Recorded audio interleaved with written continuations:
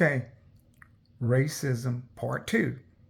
I did a video earlier about racism, and I talked about it in the video that, that's I don't know, that's kind of racism. It's a hush hush word, and I said in the video nobody wants to talk about because you got, it's a very real issue. It'll never be fixed. It has gotten tremendously better. I mean, it's gotten awesomely better in the last 100 years or what have you. But nobody wants to talk about it. Everybody's scared to talk about it. Unless you're on social media where you can hide on social media and say whatever you want to, talk about it you want to, hide in the own presence of your own home, and just go off and what have you. You behind the doors and all that kind of good stuff.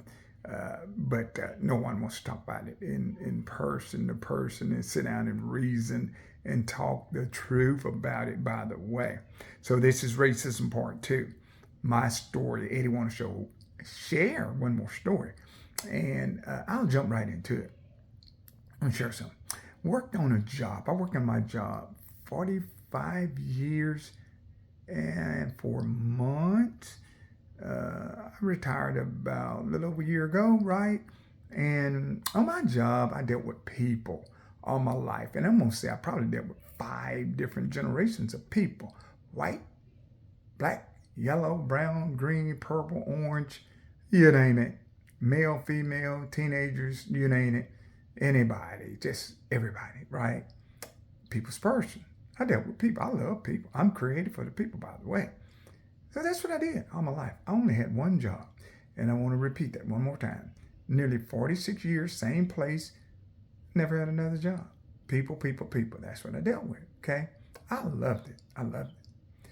But I want to share a story with anyone that's watching this video. And this is a very true and real story. And I got to tell it because it's very important. It's very helpful in these racism days, 2025. People trying to exploit racism like it's worse, and it's not. I remember in my story I'm about to tell you, there were days in those 45, nearly 46 years that I worked for the company, there were times that as I worked with people and worked on my job, I would have customers, and someone would send a customer to see me, right?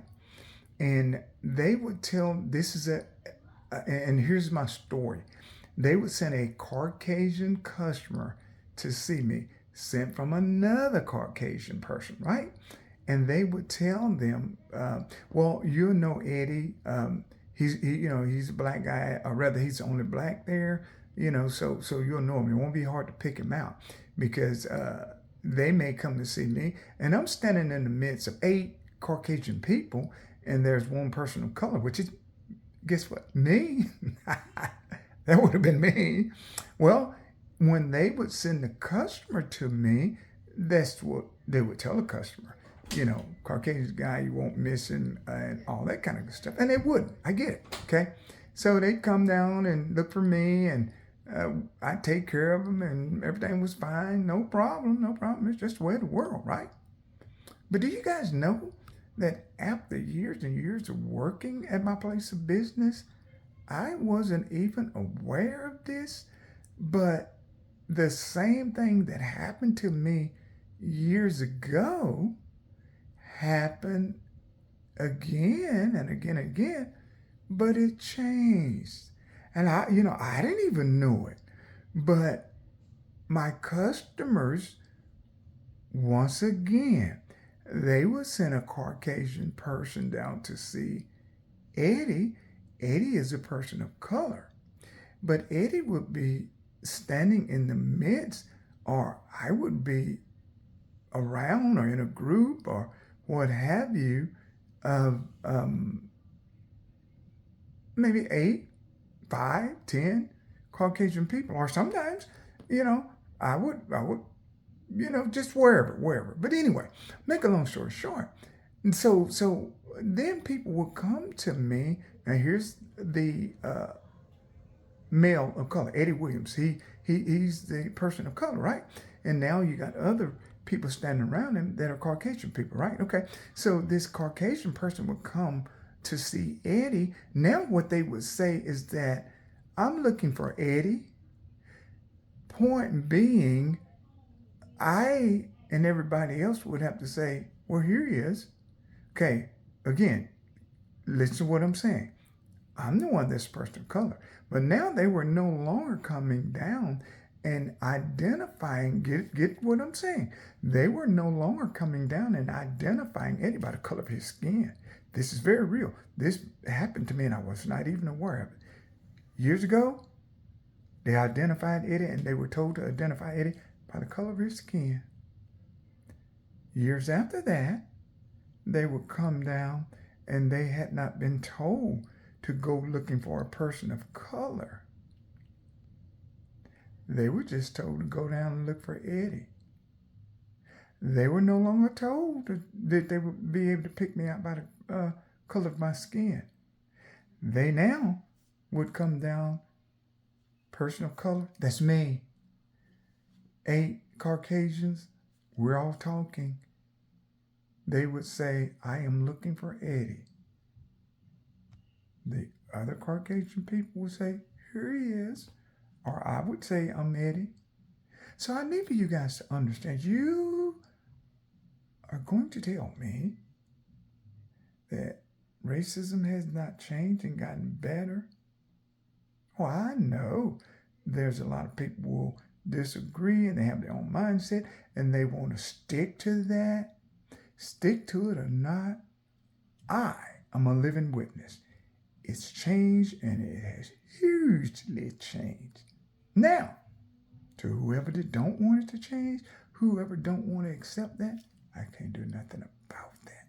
I can only use this platform, and I will, to come on here and tell the truth.